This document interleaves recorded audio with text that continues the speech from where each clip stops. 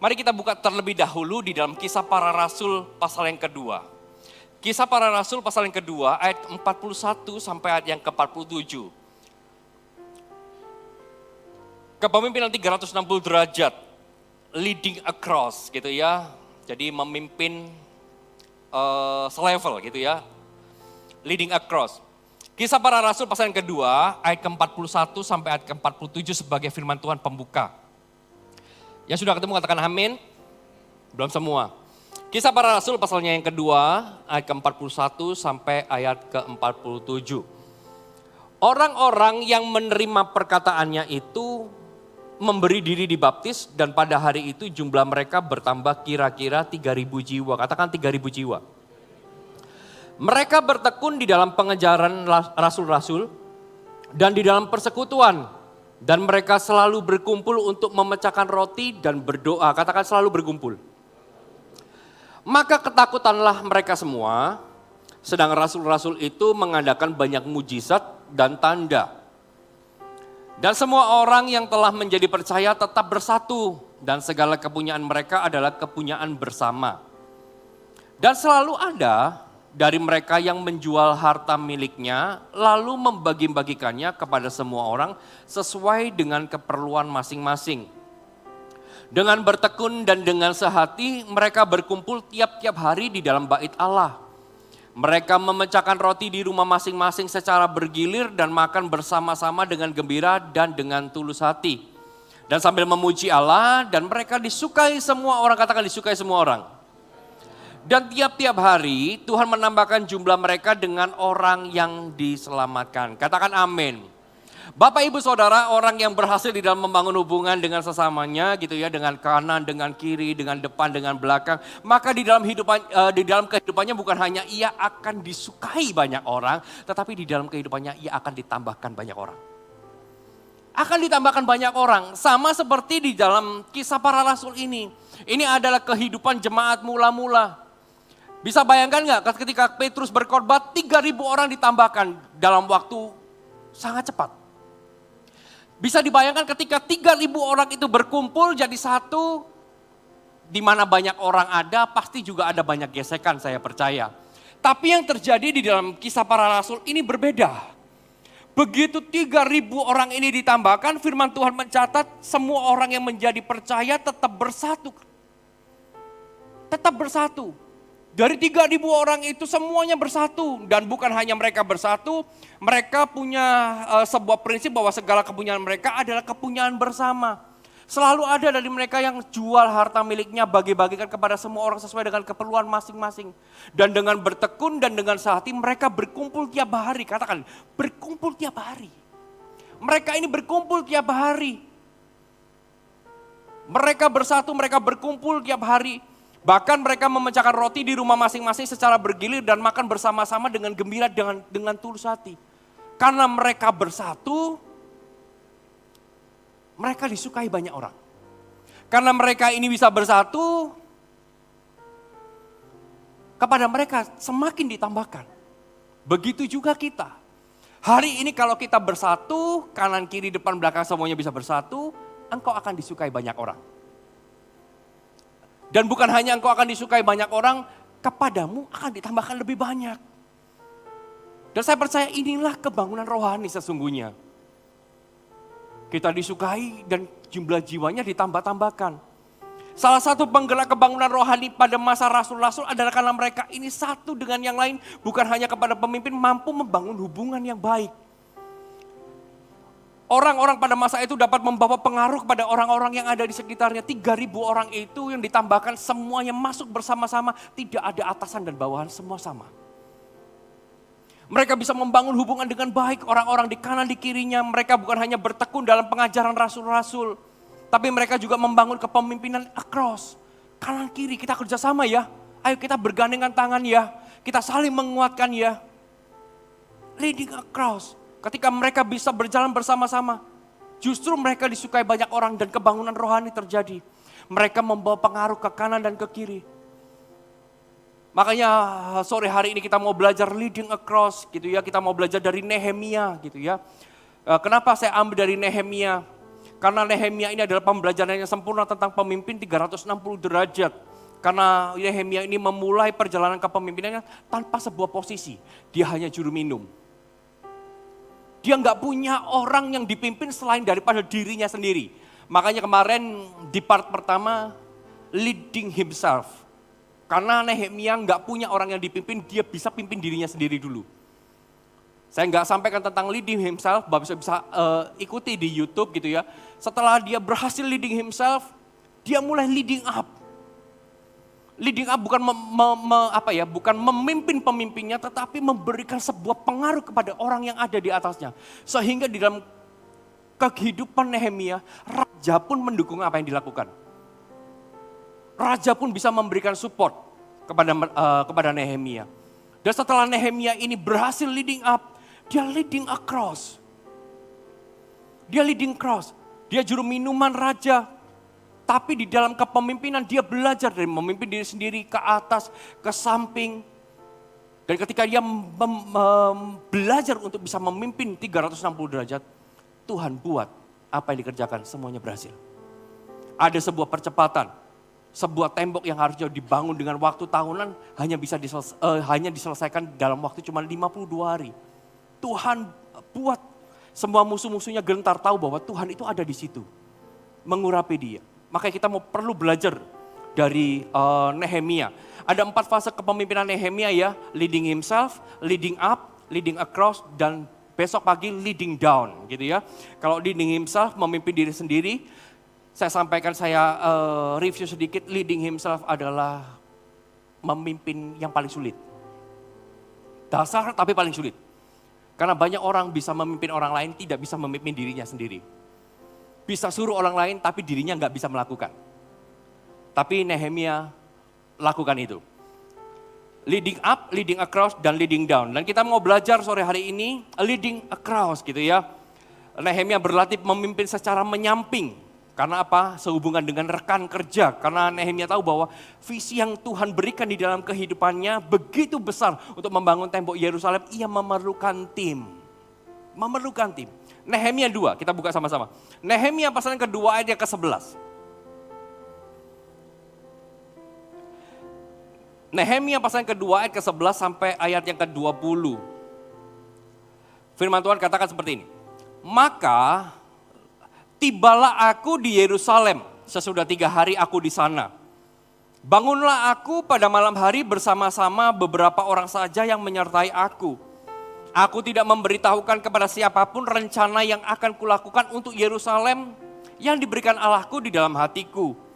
Juga tak ada lain binatang kepadaku kecuali yang kutunggangi. Demikian pada malam hari aku keluar melalui pintu gerbang lebak, ke jurusan mata air ular naga, dan pintu gerbang sampah aku menyelidiki, katakan menyelidiki. Dengan seksama tembok-tembok Yerusalem yang telah terbongkar dan pintu-pintu gerbangnya yang habis dimakan api. Lalu aku meneruskan perjalananku ke pintu gerbang mata air dan kolam raja. Karena binatang yang kutunggangi tidak dapat, lalu di tempat itu aku naik ke atas melalui wadi pada malam hari dan menyelidiki dengan seksama tembok itu. Kemudian aku kembali lalu masuk melalui pintu gerbang lebak, demikianlah aku pulang. Para penguasa tidak tahu kemana aku telah pergi dan apa yang telah kulakukan.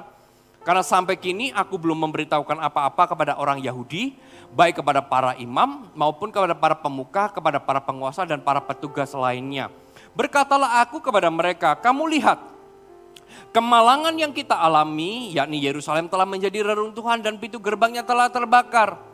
Mari kita bangun kembali tembok Yerusalem supaya kita tidak lagi dicela. Dan ketika ku beritahukan kepada mereka betapa murahnya tangan Allahku yang melindungi aku dan juga apa yang dikatakan raja kepadaku, berkatalah mereka, kami siap untuk membangun. Dan dengan sekuat tenaga mereka mulai melakukan pekerjaan yang baik itu. Dan ketika Sanbalat orang Horon dan Tobia orang Amon, pelayan itu dan Gesem orang Arab mendengar itu, mereka mengolok-olokkan dan menghina kami. Kata mereka, apa yang kamu lakukan itu, apa kamu mau memberontak kepada raja?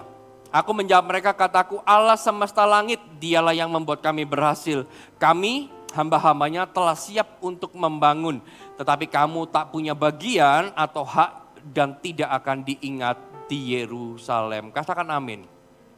Bapak, Ibu, Saudara, dari Nehemia ini apa sih yang kita bisa pelajari untuk kita leading across, membangun leading across? Coba kita perhatikan di ayat yang ke-11. Dikatakan seperti ini, maka tibalah aku di Yerusalem. Kalau kita baca pasal-pasal sebelumnya, kita tahu bahwa Yerusalem ini ada di dalam keadaan yang hancur, betul ya? Tembok-temboknya semua roboh, pintu-pintu gerbangnya semua terbakar habis.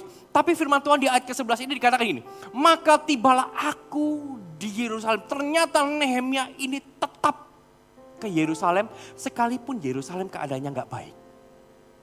Yang pertama, Anda bisa catat gitu ya, apa sih yang bisa kita lakukan untuk membangun leading across gitu ya. Dari Nehemia ini kita bisa belajar bahwa Nehemia ini mengambil inisiatif dan datang menemui mereka.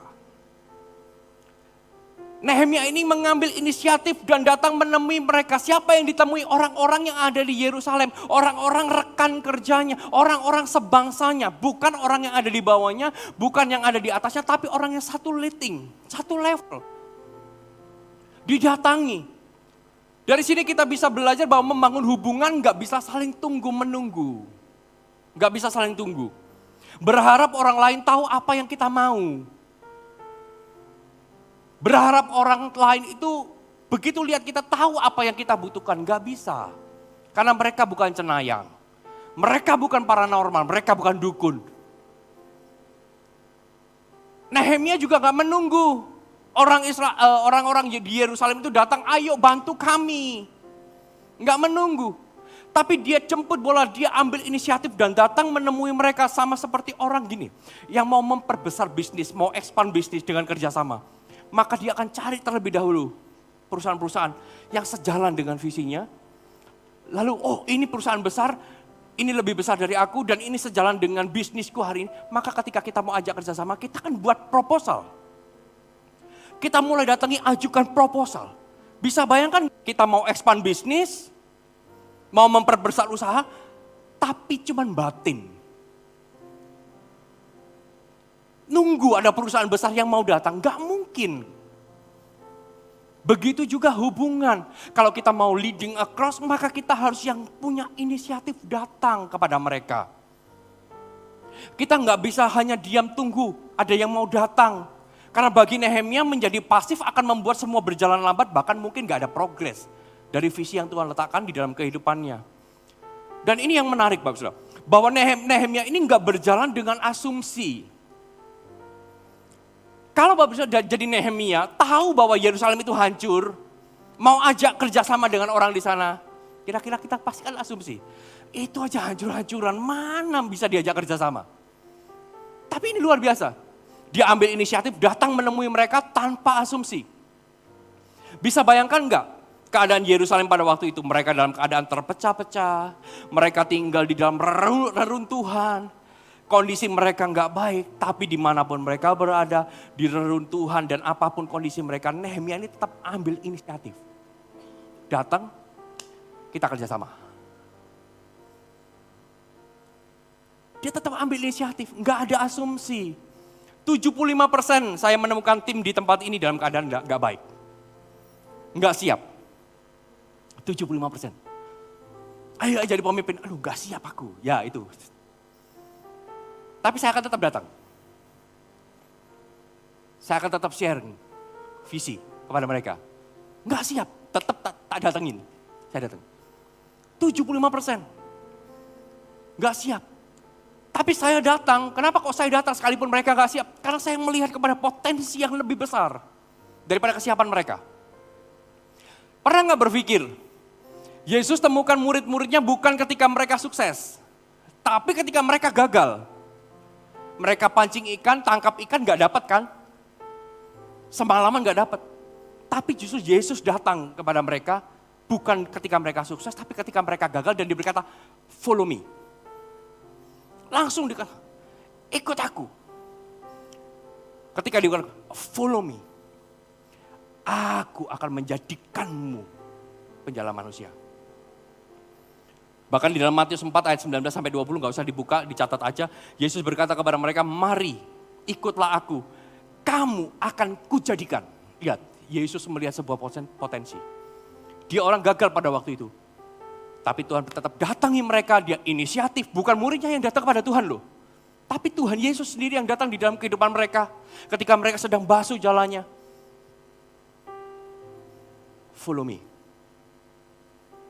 Ikut aku. Aku akan menjadikanmu.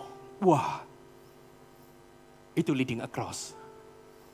Kita inisiatif datang kepada mereka. Sharingkan visi. Follow me. Gak siap? Aku akan menjadikanmu. Siap. Itu leading across. Kalau hari ini Anda cari yang siap, gak akan ada. Maka kita gak boleh asumsi. Wah itu lagi perusahaannya ada lagi dalam keadaan gak baik. Lagi ada masalah. Tapi kalau kita melihat sebuah potensi, kita akan tetap datangi. Ketika mereka berkata bahwa ini perusahaanku sedang ada di dalam persoalan, masalah gitu. Gak apa-apa, aku akan menjadikan perusahaanmu bangkit kembali. Asal apa? Kita bergerak bersama-sama. Wah itu leading across. Kalau kita perlu di dalam membangun visi Tuhan, maka kita harus punya inisiatif datang temui. Jangan asumsi. Jadi buka pintu ya, Bapak Saudara. Kalau hari ini tiba-tiba saya datang ke rumah Anda, jangan asumsi. Berarti saya mau sharing visi sama Anda. Kita partner di tempat ini. Halo, amin. Ingat ya, kalau saya datang, Pak Jeffrey, jangan asumsi. Karena saya datang kepada Anda juga gak pakai asumsi. Tapi saya mau belajar dari Tuhan Yesus. Saya belajar dari Nehemia. Sekalipun keadaannya gak baik, sekalipun dia berada di dalam reruntuhan, dia tetap inisiatif datang kepada mereka. Ajak kerjasama.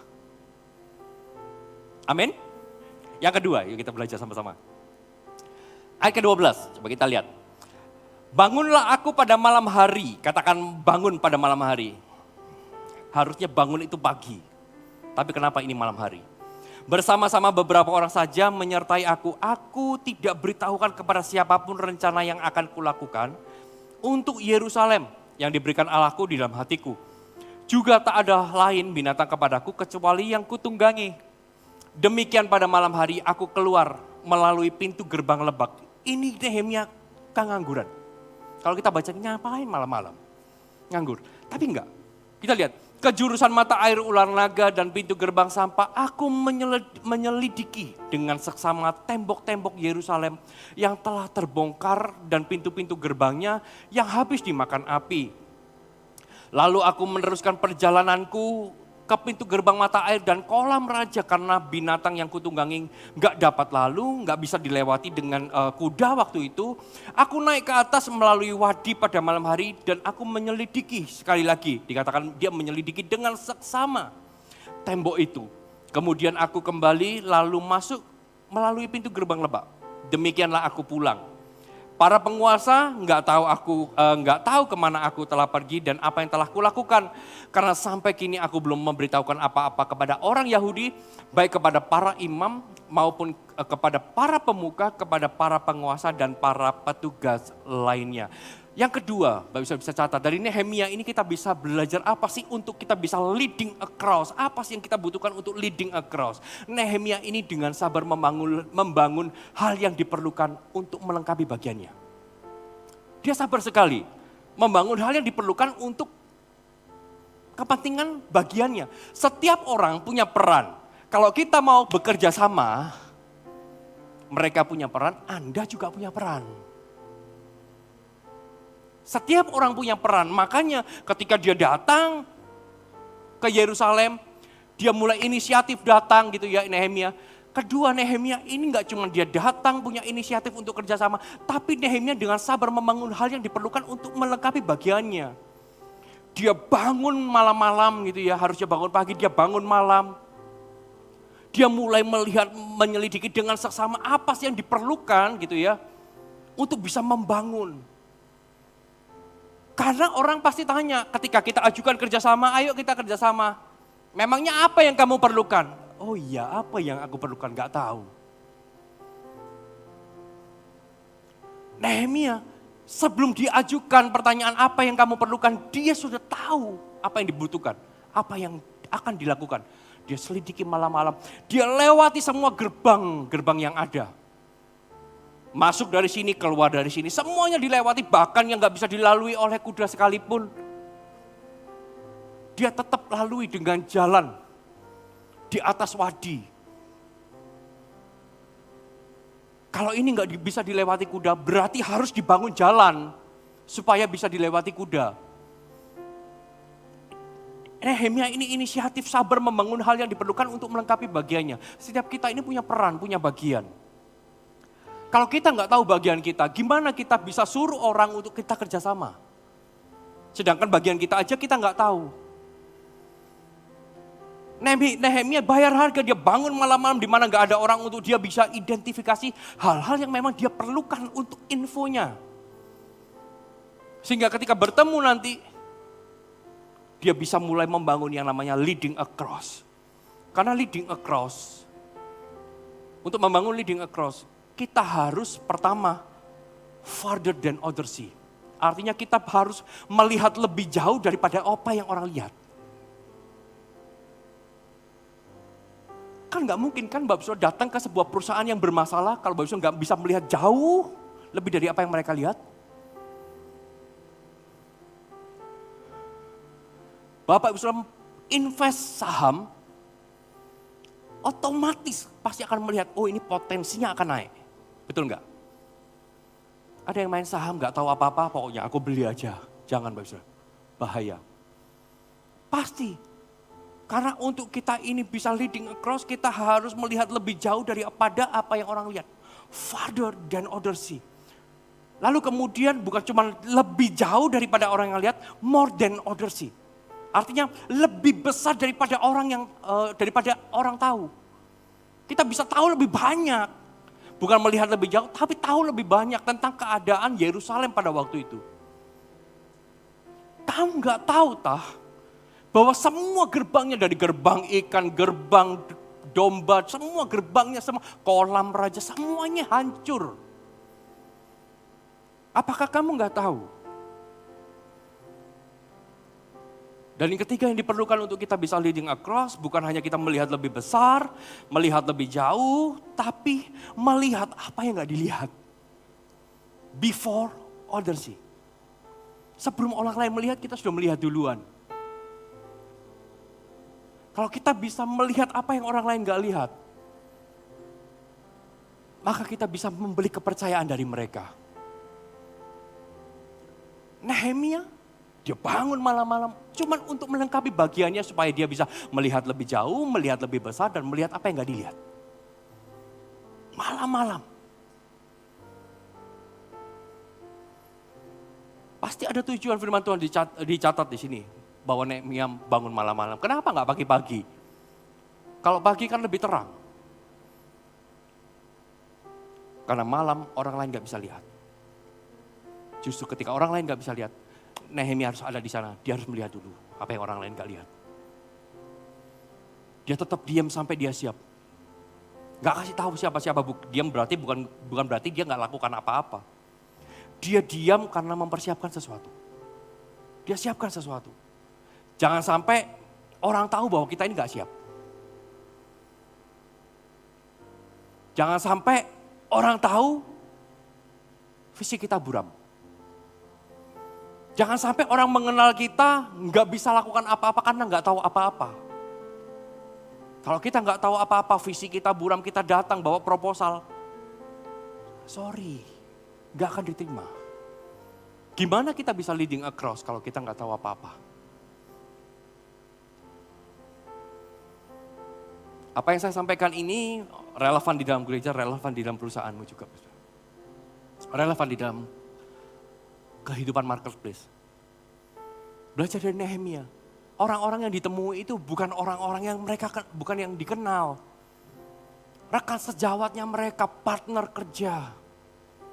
Partnernya orang sebangsanya. Secara level sama, nggak lebih tinggi, nggak lebih rendah. Tapi dengan apa yang Nehemia bangun, dia bisa leading across. Halo, amin. Yang ketiga, ayat 17. Firman Tuhan kata seperti ini. Berkatalah aku kepada mereka. Ini Nehemia berkata kepada mereka. Kamu lihat kemalangan yang kita alami. Yakni Yerusalem telah menjadi reruntuhan dan pintu-pintu gerbangnya telah terbakar. Mari kita bangun kembali tembok Yerusalem supaya kita tidak lagi dicela. Setelah yang pertama dia lakukan, kedua dia lakukan, yang ketiga dia mulai datang dan dia mulai berbicara. Cast the vision. Mengkomunikasikan visi. Cast the vision. Berkatalah aku kepada mereka. Cast the vision. Dia berkata, kamu lihat kemalangan yang kita alami. Yerusalem telah menjadi reruntuhan, pintu gerbangnya sudah terbakar. Ayo kita bangun sama-sama tembok Yerusalem. Supaya apa? Supaya kita hidup gak dicela. Gak dipermalukan. Dia mulai cast the vision. Setelah ia lihat kota yang hancur itu, dia mulai memberitahukan kepada orang lain perihal membangun tembok kota tersebut. Nehemia membagikan visi yang Tuhan berikan. Dia mulai cerita, mungkin aku ini cuma juru minuman. Tapi satu kali Tuhan kasih kepada aku sebuah penglihatan, sebuah beban di dalam hatiku yang membuat aku mau gak mau harus izin kepada raja untuk kesini. Karena ini penting buat kita. Supaya hidup kita gak dicela. Aku berapi-api, dia sampaikan semuanya, cast the vision.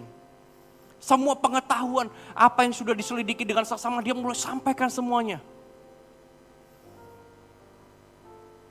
Kalau kita nggak beritahukan apa yang menjadi visi Tuhan, maka mereka pun nggak akan pernah tahu dan mau mengerjakan apa yang kita inginkan.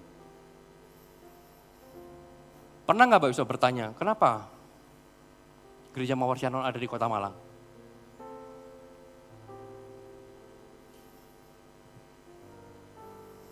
Apakah karena di Malang kita kekurangan gereja? Saya rasa kok enggak ya. Di Malang ini gereja banyak. Sangat banyak. Apakah karena di Malang enggak ada gereja yang visinya kuat? Saya rasa kok juga enggak. Semua gereja punya visi yang kuat.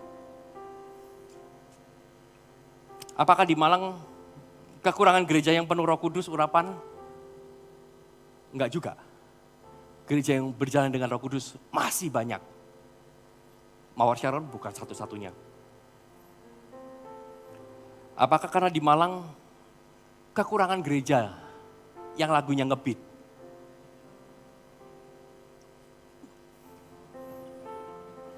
Apakah karena itu? Saya rasa juga enggak. Yang lebih ngebeat pasti banyak. Hanya karena kita nggak mau kalah aja itu. Makanya kerasa kita lebih ngebeat gitu. Harusnya banyak. Apakah karena itu?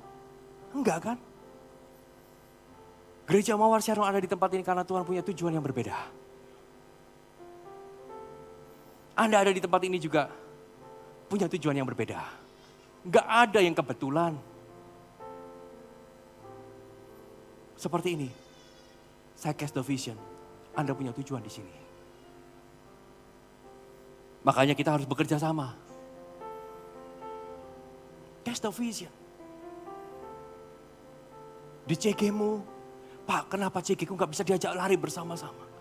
Cast the vision. Pak kenapa para CGL-ku berlari sendiri-sendiri. Gak seirama. Cast the vision.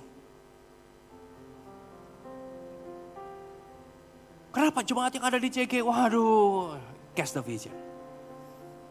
Apa yang membuat engkau tertarik di dalam CG? Apa yang membuat engkau berapi-api di dalam CG? Cast the vision. Maka mereka akan berlari bersama-sama denganmu. Ya, setuju kasih kemuliaan buat Allah kita. Nehemia, dia komunikasikan visi yang ia dapat dari Tuhan dengan cara dia identifikasi semua kebutuhan yang mereka semua perlukan. Dan merangkul mereka, ayo kita kerjakan sama-sama. Gak ada yang lebih hebat. Ini harus sama-sama. Saya aja gak bisa, sekalipun visi dari saya. Kita harus sama-sama. Dia memberikan solusi yang relevan untuk memenuhi kebutuhan yang mereka perlukan. Dan ini catat, Cast the Vision membuat mereka semua sinergi di dalam kerjasama untuk kepentingan bersama. Cast the Vision membuat mereka ini berjalan bersama-sama. Satu tangan kanan dan tangan kirinya semua bekerja. Semuanya serentak sinergi.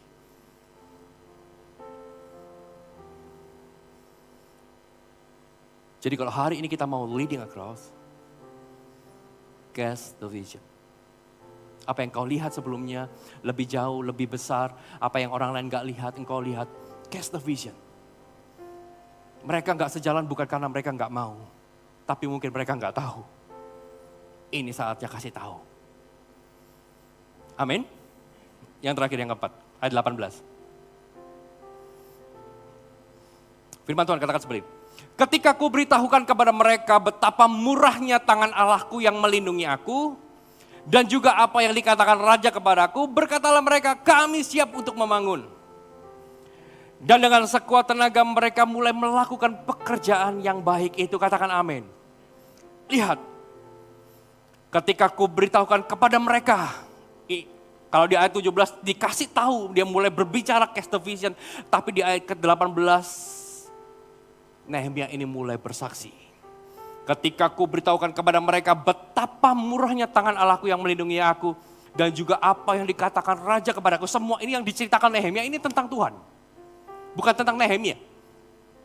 Betapa murahnya, favor Tuhan, kemurahan Tuhan itu melindungi aku. Kamu gak tahu apa, Raja itu loh sampai nurut karena Tuhan bekerja. Sehingga ketika disaksikan itu mereka berkata, kami siap untuk membangun. Dan dengan sekuat tenaga mereka mulai melakukan pekerjaan yang baik itu. Bisa bayangkan gak? Orang yang ada di dalam reruntuhan dia berkata, kami siap dengan sekuat tenaga aku akan membangun. Apa yang membuat mereka bangkit? Cast the vision aja gak cukup membuat mereka bangkit. Ini yang membuat mereka bangkit yang keempat. Nehemia mengingatkan mereka bahwa di atas segalanya tangan Tuhan menyertai. Makanya orang, waduh aku gak mampu. Tuhan akan urapi. Aku gak bisa, Tuhan akan mampukan. Buktinya apa? Aku juga sama, aku ini juga bukan orang yang mampu. Tapi Tuhan kasih aku mulai dari pertama, tadi sempat siang dengan Pak Andrian. Saya kasih kesempatan, Tuhan kasih saya kesempatan untuk doa. Pertama kali berdoa, aku keringatan. Gak pernah berdoa, disuruh berdoa. Saya ngomong sama pemimpin JG waktu itu. Tolong jangan jadwal aku doa. Gak bisa, tetap dijadwal. Tuhan ini. Oke kalau gitu, tetap jadwal. Tapi tolong jauh-jauh hari. Saya gak bisa mendadak. Kemarin saya baru pelayanan di Universitas Brawijaya. Christmas dari Fakultas Ekonomi Bisnis. Begitu pulang saya ditemani dengan banyak anak-anak AUG gitu ya. Wah kita bercanda di mobil itu, kita bercanda gitu. Tadi lihat enggak? Tiba-tiba MC-nya menodong sebelahnya. Kamu tahu apa yang dikorbankan Bapak Pendeta? Wah yang ditodong itu, bingung. Untungnya dia masih nyantol sedikit apa yang saya korbankan. Saya ngomong sama mereka. Kalau saya dikageti gitu, kamu tahu apa yang dikorbankan Bapak Pendeta? Saya cuma bilang, kamu nanya. Supaya clear. Supaya bukan saya yang dipermalukan. Itu guyonannya dengan anak-anak Augie. Kamu nanya, wah satu mobil kita ketawa semua. Saya ngomong, saya gak bisa dadakan. Tolong kalau jadwalnya jauh-jauh ya oke. Minggu depan kamu doa sekali lagi doa makan. Karena masih ada seminggu, saya prepare. Saya siapkan. Dengan apa? Dengan catat semua doa di kertas, saya salin di tangan. Boleh dipakai sampai hari ini. Tapi yang dengar pemimpinnya, tolong nanti. Begitu saya catat di sini, tahu nggak? Saya apa yang saya lakukan? Mari kita berdoa, semua tutup mata. Semua tutup mata, saya buka mata. Saya mulai baca doanya, amin semua mulai saya. Selesai sudah. Jadi kalau nggak bisa berdoa, tolong lakukan itu juga. As simple as that. Sama. Nehemia ingatkan mereka, bukan kamu berhasil, bukan karena kamu hebat, tapi tangan Tuhan hebat. Tuhan sudah buat aku berhasil. Lihat, raja loh ini, raja. Sampai dia itu ikut membantu, semuanya disediakan. Itu kalau bukan Tuhan, enggak. Apalagi kita hari ini, kalau kita mau kerja sama, kita mau bergandeng tangan, kita mau mengerjakan bersama-sama, engkau pun akan diurapi. Maka dia berkata, aku siap. Mari kita kerjakan dengan sekuat tenaga. Mereka mulai melakukan pekerjaan baik. Nehemia melihat sesuatu yang gak dilihat orang lain. Dan dia mulai menawarkan dirinya sebagai bagian dari solusi. Dia mengambil inisiatif ketika gak ada orang lain yang melakukannya. Leading across. Satu dengan yang lain. Ayo kita bangun. Ada yang gak imannya goyah. Sampaikan bahwa Tuhan akan mengurapimu. Kok saya yakin dan percaya gak ada yang nolak. Siapa jadi pemimpin ya? Siap. Pasti gitu. Ketika, aduh, Tuhan sanggup. Kita gak sanggup gak apa-apa. Tuhan sanggup. Buktinya saya. Gitu ya. Nehemia juga lakukan hal yang sama. Saya ini cuma juru minuman loh. Saya bukan kontraktor. Untuk membangun saya juga gak ngerti mulai dari mana. Tapi kalau kita bergandeng tangan, Tuhan yang akan kirim nanti kontraktornya. Saya pun juga sama. Gereja kita mau bangun loh. Inilah leading across. Ayo kita bersama-sama kerjain. Dananya dari mana? Tuhan cukupkan. Ya kan? Tanah aja Tuhan bisa beli, dia akan menyelesaikan. Yang setuju katakan amin. Kasih kemuliaan buat Allah kita. Lo sudah diberkati Tuhan. Amin. Mari saya undang semua bisa bangkit berdiri.